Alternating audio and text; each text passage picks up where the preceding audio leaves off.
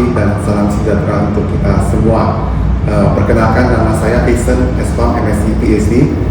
Saya merupakan dosen tetap program studi sarjana farmasi di Fakultas Teknologi dan Ilmu Kesehatan Universitas Sergio Medan. Gelar sarjana saya itu dari Universitas Sumatera Utara. Kemudian saya juga melanjutkan magister farmasi dari Universitas Sumatera Utara, dan terakhir saya menyelesaikan gelar doktor ilmu farmasi saya dari Fakultas Pharmaceutical Science di Chulalongkorn University, Thailand. Nah, saat ini saya juga aktif melakukan penelitian, terutama di bidang farmakologi kanker, khususnya itu meliputi pengembangan obat baru berbasis bahan alam, serta analisis target molekuler dan imunoterapi kanker. Pengalaman tersebut saya akan mengintegrasikan ke dalam proses pembelajaran sehingga mahasiswa itu tidak hanya mampu memahami konsep, tapi juga dia mampu mengaitkannya itu dengan perkembangan penelitian dan penerapan evidence-based medicine, terutama dalam bidang kefarmasian. Nah, pada kesempatan ini saya akan menyampaikan salah satu materi pada kuliah imunologi, yaitu imunoterapi pada kanker.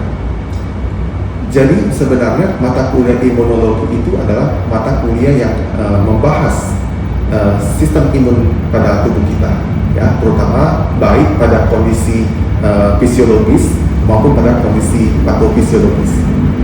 Serta imunologi itu juga menerapkan sering kita akan mengaplikasikan imunologi itu dalam bidang kefarmasian, terutama misalnya menggunakan terapi-terapi imunoglobulin, antibodi monoklonal, imunoterapi kanker, dan misalnya seperti vaksin-vaksin, baik dia vaksin konvensional maupun dia vaksin modern maupun juga dia dalam vaksin kanker.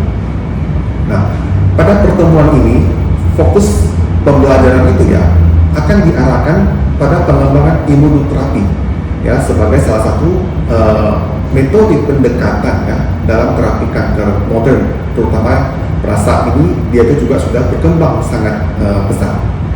Sesuai dengan rencana pengembangan pembelajaran semester yang telah saya susun, setelah mengikuti perkuliahan ini mahasiswa itu nanti diharapkan mampu menganalisis konsep dan mekanisme dalam imunoterapi kanker, termasuk di sini adalah imun checkpoint inhibitor, kemudian terapi imunoglobulin, kemudian terapi sitokin, dan vaksin kanker. Semua ini nanti akan saya harapkan mahasiswa itu bisa memahami mengenai bagaimana mekanisme kerjanya, kemudian bagaimana juga indikasi klinisnya, dan serta prinsip penggunaan obat yang tepat. Nah, selain itu mahasiswa juga nanti diharapkan mampu juga memahami bagaimana perkembangan imunoterapi itu supaya bisa mendukung pengobatan yang lebih terarah ataupun precise medicine, serta dalam membantu tata laksana terapi pada kanker. Nah, jadi memang materi ini dia sangat relevan dengan bidang penelitian saya. Oleh karena itu di perkuliahan ini juga nanti ada beberapa contoh kasus maupun hasil penelitian dan perkembangan terapi terbaru yang pernah saya lakukan itu akan saya sajikan juga kepada mahasiswa, sehingga nanti pembelajaran ini dia lebih bersifat kontekstual dan sesuai dengan perkembangan ilmu pengetahuan. Nah, sebelum kita memasuki materi pembelajaran terlebih dahulu saya akan menyampaikan kontrak perkuliahan agar proses pembelajaran itu dapat berlangsung dengan baik. Nah, pada mata kuliah imunoterapi ini, sistem penilaian itu dia terbagi atas tugas dan kehadiran sebesar 25%, kemudian ujian tengah semester ataupun UTS sebesar 35%, dan ujian akhir semester sebesar 40%. Selain itu, mahasiswa juga diwajibkan untuk memenuhi kehadiran. Kehadiran di sini berarti harus absensi minimal itu 75%. Kemudian juga harus mengumpulkan tugas sesuai dengan instruksi yang telah diberikan dan juga mahasiswa itu harus menjunjung tinggi integritas akademik. Dalam hal ini adalah tidak menggunakan prinsip plagiat maupun kecurangan akademik. Nah, jadi memang pada perkuliahan imunoterapi ini ya, saya itu akan memberikan pembelajaran itu materi itu berdasarkan prinsip DIE, delivery, interaction, dan assessment. Nah, pada aspek delivery ini, materi yang saya sampaikan itu ya akan secara bertahap melalui proses interaksi yang sudah dilengkapi dengan mekanisme imunologi, ya, beberapa studi kasus contoh terapi imunoglobulin, imunoterapi juga, ya, serta hasil penelitian terkini mengenai imunoterapi kanker. Selain metode ceramah, ya, saya juga akan menetapkan metode problem based learning, kemudian ada juga contextual learning serta collaborative learning, agar supaya nanti mahasiswa itu ya bisa mampu menghubungkan konsep-konsep aplikasi dari imunoterapi ini ya, serta mampu menerapkannya nanti dalam praktek kefarmasian secara tepat. Sedangkan pada aspek interaction ya, mahasiswa itu nanti saya akan melibatkan mereka secara aktif melalui kegiatan tanya jawab. Terutama misalnya saya akan memberikan pertanyaan ataupun misalnya bisa juga diskusi berkelompok, analisis studi kasus maupun pembahasan artikel ilmiah yang terbaru. Ya, saya juga akan memberikan umpan balik. Jadi nanti misalnya pada saat saya memberikan perkuliahan di tengah jalan itu juga akan saya menanyakan bagaimana pendapat saudara-saudara sekalian, ya, sehingga nanti mahasiswa itu diharapkan mampu berpikir secara kritis. Nah, yang terakhir itu adalah pada aspek assessment ataupun penilaian, ya. Penilaian ini saya akan lakukan ya berdasarkan ketepatan analisis mereka, kemampuan berpikir kritis ya, dan bagaimana penyampaian argumentasi mereka secara ilmiah.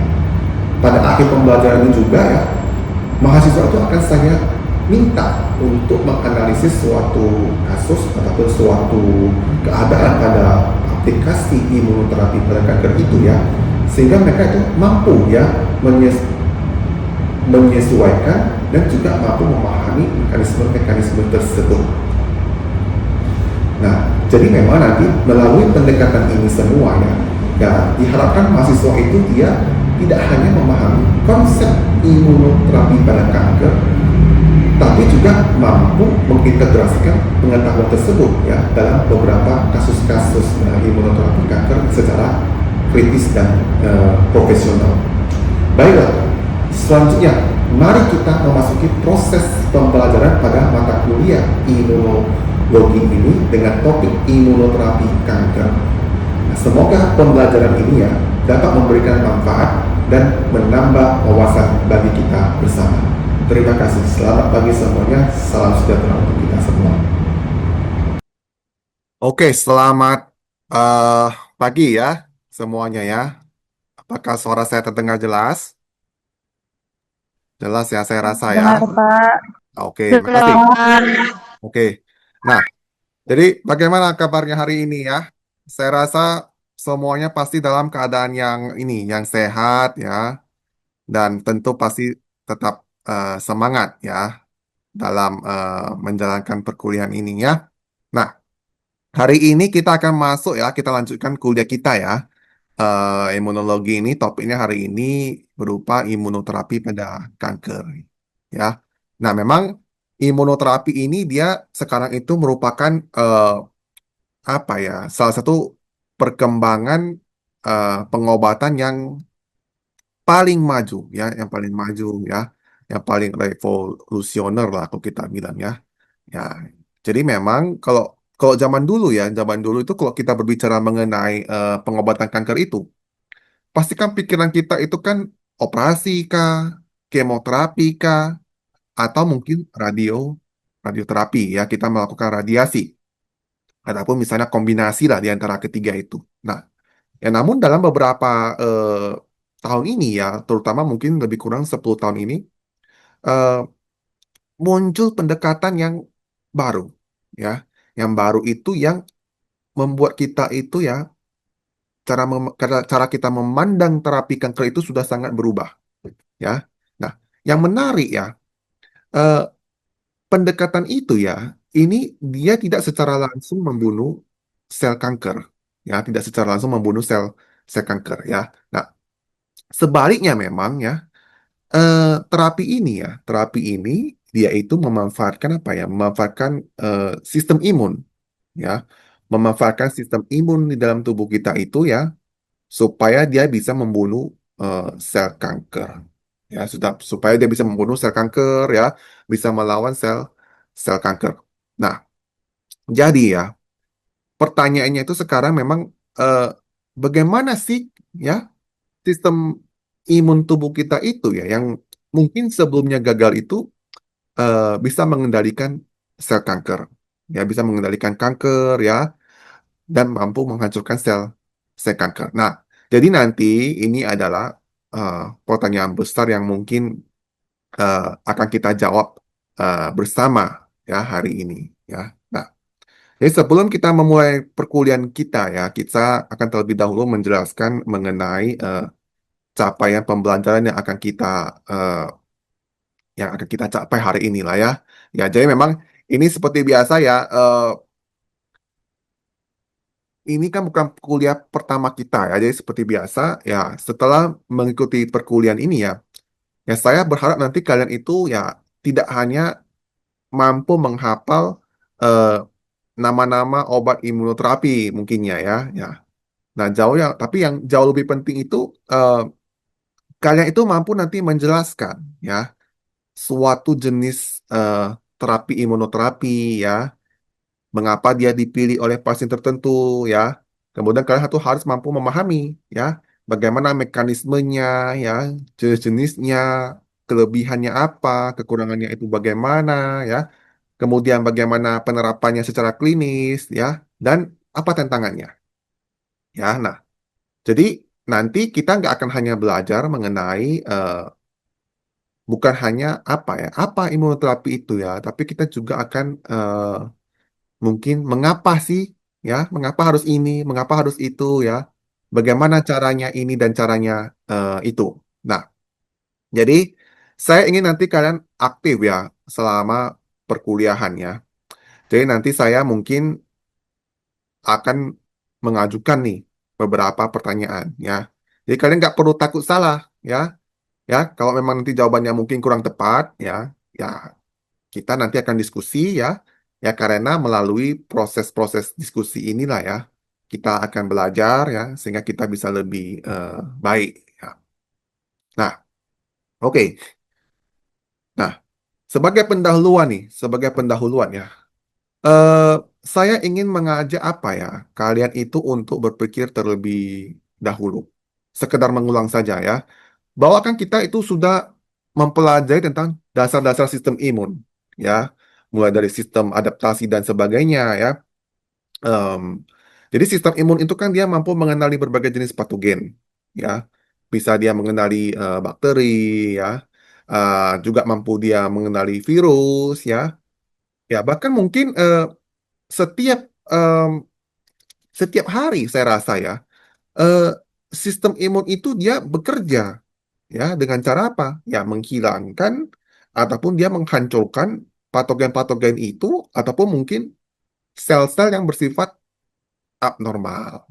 Nah, jadi ya ini analoginya ya. Jadi ini bisa kalian lihat ini adalah T-sel itu sistem imun tubuh kita ya. Yang ini adalah sel kanker itu. Jadi ibaratnya itu si T-sel ataupun sistem imun tubuh kita itu merupakan apa ya? Merupakan apa namanya ya? Polisi lah kalau kita anggap dia itu analoginya yang paling sederhana ya, polisi. Jadi memang terdapat ini ya, terdapat eh, ini kansernya kita anggap dia mungkin sebagai apalah ya, sebagai penjahat lah ya, sebagai penjahat. Nah, jadi memang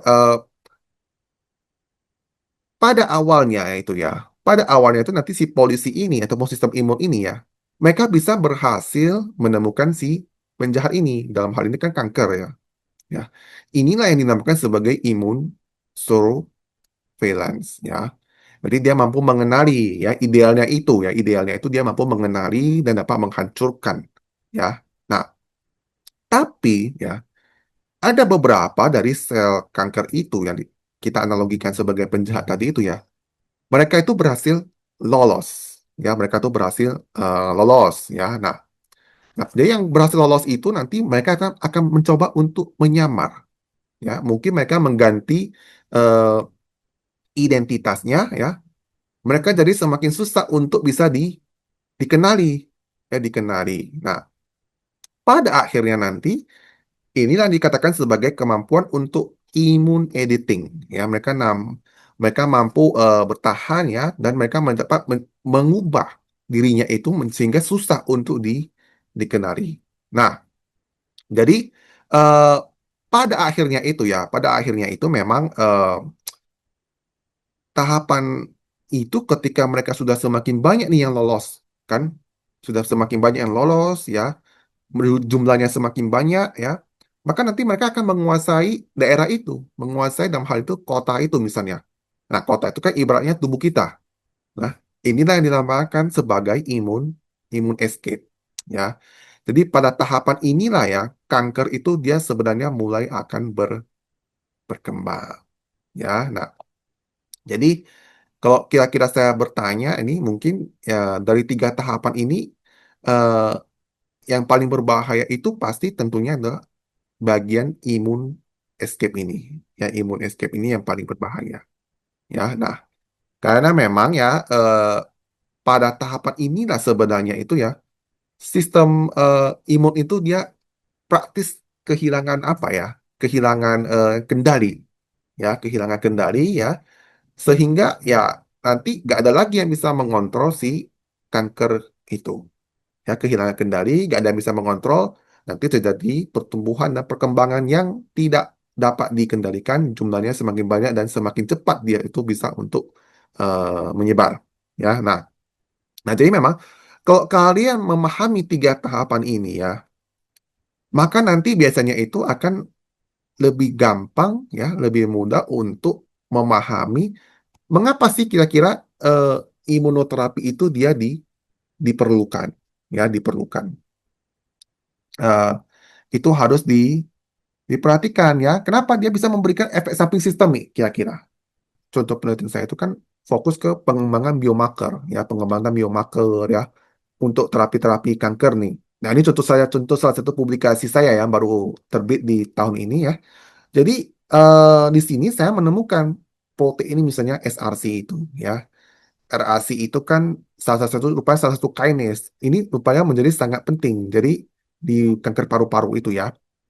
Nah, makanya itu tadi diperlukanlah ya identifikasi molekuler yang baru ya dengan cara apa? Integrasi multiomic ya menggunakan penggabungan berbagai jenis pendekatan ya. Dapatkan nanti identifikasi targetnya ya. Kemudian harus kita validasi lagi. Kita konfirmasi nih secara in vitro. Oh, rupanya bagus nih. Targetnya juga terhambat nih ya.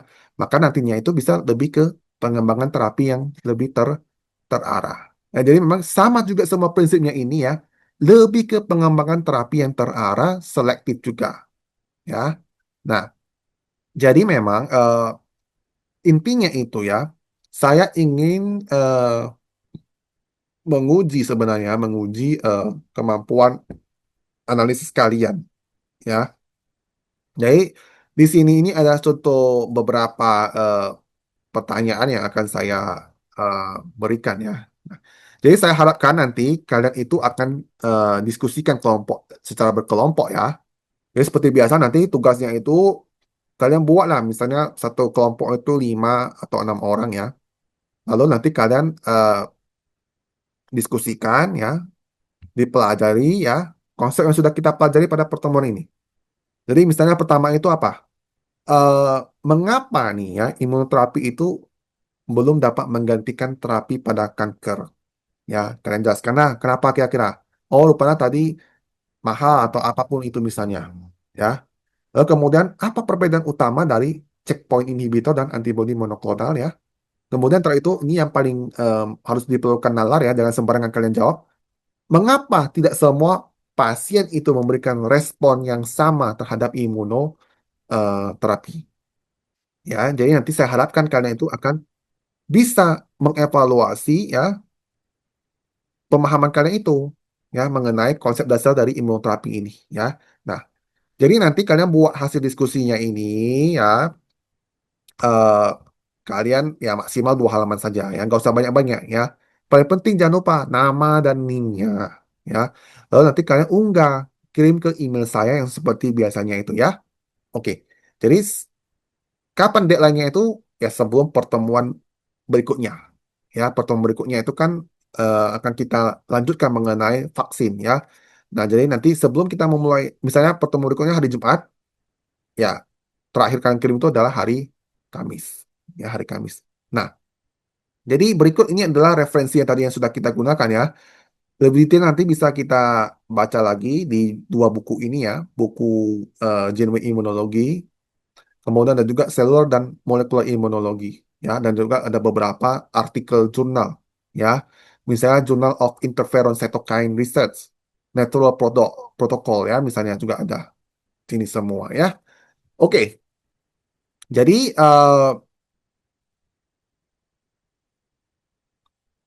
jadi memang saya berharap nantinya setelah perkuliahan ini ya, ketika nanti kalian membaca jurnal-jurnal tersebut, buku-buku itu, panduan-panduan tersebut ya, atau mungkin nanti kalian melihat pasien kanker secara langsung ya, misalnya, eh, saya mungkin apa ya, kalian nggak hanya jangan mengingat nama nama obatnya saja ya, nama obatnya saja ya, tapi kalian juga harus memahami nih, memahami kira-kira bagaimana sih kira-kira eh, terapi tersebut dipilih, ya terapi tersebut dipilih ya, bagaimana mekanismenya ya, apa alasan ilmiah di balik penggunaannya itu ya.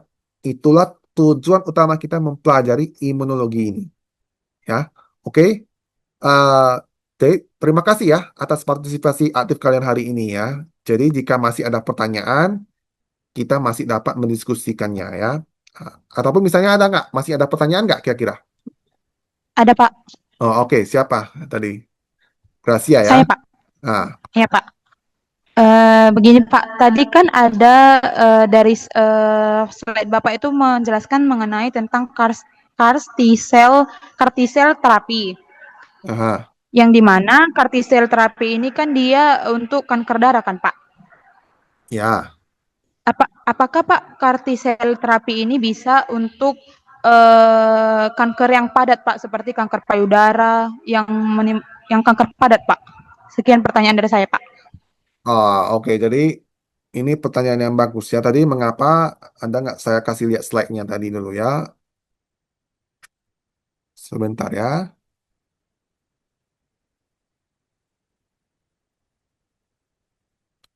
Carticel tadi.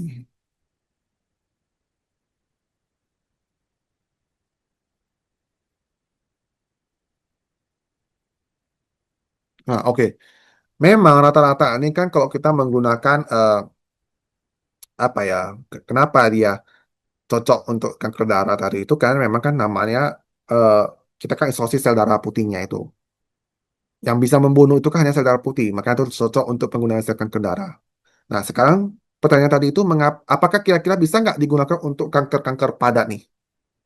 Ya, kanker padat itu ya. Sebenarnya ya dari pengalaman saya ya, eh kartisel itu sebenarnya bisa, ya bisa digunakan untuk kanker-kanker padat, ya. Misalnya ya kanker solid lah ya, kanker payudara, paru-paru, hati dan sebagainya. Tapi memang eh, keberhasilannya itu dia belum sebegitu apa saya bilang, sebelum sebegitu baik ya dibandingkan dengan kanker darah. Misalnya tadi seperti leukemia ini ya, leukemia dan sebagainya itu. Ya, nah memang eh, pada kasus kanker darah itu memang banyak pengobatan kartisel itu dia memberikan hasil yang sangat baik ya. Bahkan mungkin pasien itu stabil dalam jangka waktu yang panjang ya. Tapi memang pada beberapa kasus kanker yang solid itu ya belum begitu optimal karena memang pada kanker solid itu ya itu sulit bagi si kartisel itu untuk menemukan target yang spesifik. Ya sulit ditemukan target yang eh, apa ya target yang spesifik lah ya. Nah, pada kasus kanker darah misalnya leukemia tadi itu, targetnya kan tadi kan CD19 ya CD19 itu. Ini hampir terdapat pada sel B itu, pada sel kanker itu ya, sel imun B tipe B itu, sehingga dia itu relatif aman untuk diserang. Pada kasus kanker padat itu ya, dia itu banyak antigennya, ya banyak antigennya ya. Bahkan antigennya itu juga terdapat pada sel normal. Masalahnya itu, ya. Jadi ketika CAR T-cell tadi akan menyerang antigen itu ya, sel normal itu juga akan rusak. Maka sering ada efek sampingnya itu kalau dia pada kanker padat. Kemudian kedua itu memang CAR T-cell itu susah untuk masuk ke dalam tumor, ya. Kalau kanker padat itu ya, saya nggak tahu nih kalian pernah lihat kanker belum ya, tapi kalau kanker padat itu, kanker paru-paru misalnya nih, eh, saya kan sering riset kanker paru-paru, saya induksi terjadinya kanker paru-paru, terbentuklah dia nodu-nodu kanker itu, dia itu eh, lapisannya itu sangat apa ya, sangat bagus dia lapisan yang itu, ya. Dia itu karakteristiknya itu terdapat matriks pelindung, ya, matriks pelindung, ya, pembuluh darahnya juga abnormal. Sehingga apa? Ketika dia memiliki suatu pelindung, ya, CAR T-cell itu dia susah untuk menembus si tumor itu, ya. Dan jadi memang paling intinya itu memang antigennya itu tidak seragam kemampuan kemudian dari struktur dari tumor tersebut. Ya, oke. Saya rasa sekian ini jawaban dari saya. Kira-kira paham nggak tadi? Eh, Paham, Pak. paham ya? Nah, oke. Terima kasih, Pak. Oke ya. Jadi memang CAR T-cell itu memang sekarang sudah banyak yang mengembangkan ya, terutama eh, kalau CAR T-cell konvensional zaman dulu itu dia cuma bisa mengenali satu jenis target, ya, satu jenis target. Tapi sekarang itu sudah banyak penelitian nih. Contoh misalnya Laboratorium Area itu dia targetnya itu sudah dua, CAR T-cell-nya itu. Ya, sudah dua target. Dia mengenali dua antigen sekaligus ya. Mungkin ya seperti CD19 sama misalnya interleukin 12. Ya, itu contohnya. Ataupun misalnya dikombinasikan dengan tadi si PDL1 inhibitor misalnya. Ya. Jadi nanti ketika dia dikombinasikan dengan target antigen yang lainnya, mungkin dia bisa meningkatkan infiltrasi dari si sel T itu supaya bisa menembus menembus tumor tadi ya, kanker padat tadi itu ya. Nah, oke. Ada lagi kira-kira pertanyaan yang lain ya. Jadi sangat menarik ya, sangat bagus tadi pertanyaannya itu. Kira-kira ada nggak lagi pertanyaan yang lainnya?